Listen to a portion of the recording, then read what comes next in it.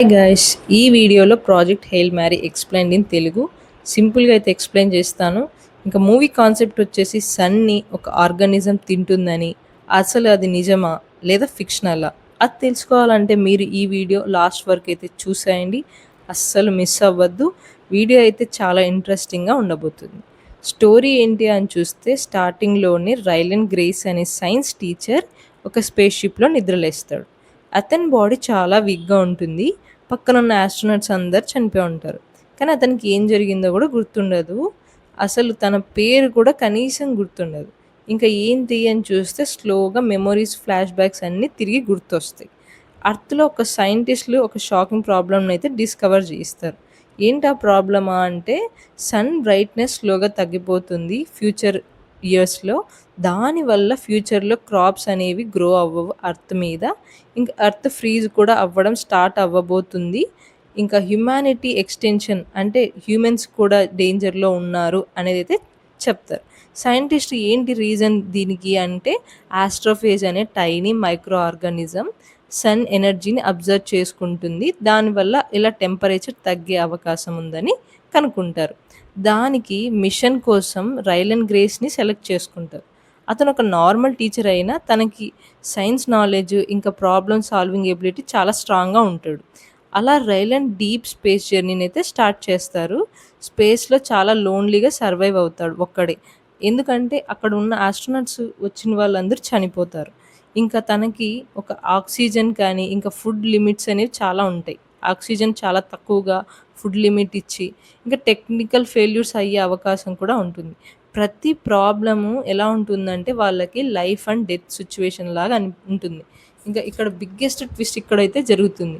రైలాండ్ అక్కడికి వెళ్ళాక ఒక అనదర్ ఏలియన్ స్పేస్ షిప్ని అయితే డిటెక్ట్ చేస్తాడు. ఏంటి అని చూస్తే అక్కడ వెళ్ళగానే ఒక ఏలియన్ అయితే కలుస్తాడు. కనుక్కొని అక్కడ వెళ్ళి భయపడతాడు. వెళ్ళిన తర్వాత వెంటనే వాళ్ళిద్దరూ కాసేపుకే ఫ్రెండ్స్ అయిపోతారు. దానికి ఒక పేరు కూడా పెడతాడు, రాకీ అని. రాకీని చూస్తే కంప్లీట్ డిఫరెంట్గా ఉంటాడు. హ్యూమన్ లాంగ్వేజ్ అర్థం కూడా కాదు.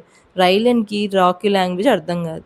కానీ స్లోగా సైన్స్ సౌండ్స్ యూజ్ చేసి ఇద్దరు కమ్యూనికేట్ స్టార్ట్ అయితే చేస్తారు.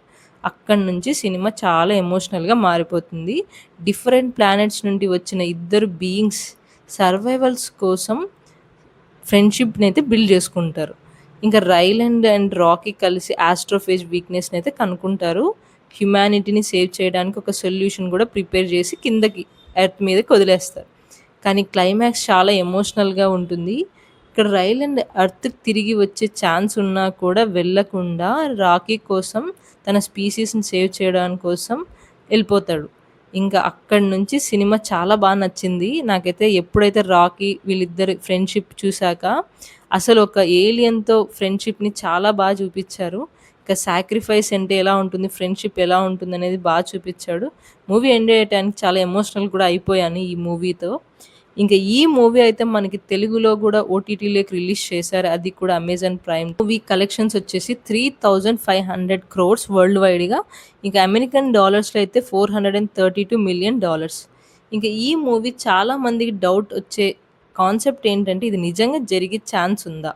స్ట్రైట్ ఆన్సర్ చెప్పాలంటే ఇదొక స్టోరీ అయితే ఫిక్షనల్. రియల్గా అసలు ఎప్పుడైనా చూసారా? సన్ని తినేస్తున్న ఆస్ట్రోఫేజ్ ఆర్గానిజమే లేదు అసలు ఎక్కడే. కానీ ఏలియన్ ఫ్రెండ్షిప్ ఎవిడెన్స్ కూడా లేదు మనకి.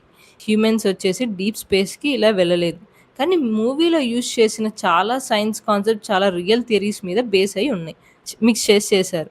ఇంకా ఆ థియరీస్ ఏంటని చూస్తే space travel physics, gravity calculations, radiation dangers, scientific problem solving, ఇంకొచ్చేసి సర్వైవల్ ఇంజనీరింగ్, ఈ థియరీస్ యూజ్ చేసి రియల్ సైన్స్ని ఫిక్షనల్తో మిక్స్ చేసి చేశారు.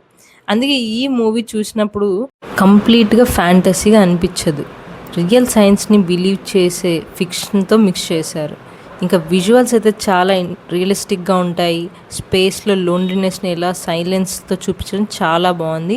బ్యాక్గ్రౌండ్ స్కోర్ కూడా ఎమోషనల్ సీన్స్కి చాలా ఇంపాక్ట్ఫుల్గా అనిపించింది. ఏలియన్ డిజైన్ కూడా చాలా యూనిక్గా, స్కేరీగా లేదు, ఎమోషనల్గా కనెక్ట్. మరెన్నో మూవీ ఎక్స్ప్లెనేషన్స్ కోసం like, share, comment and subscribe.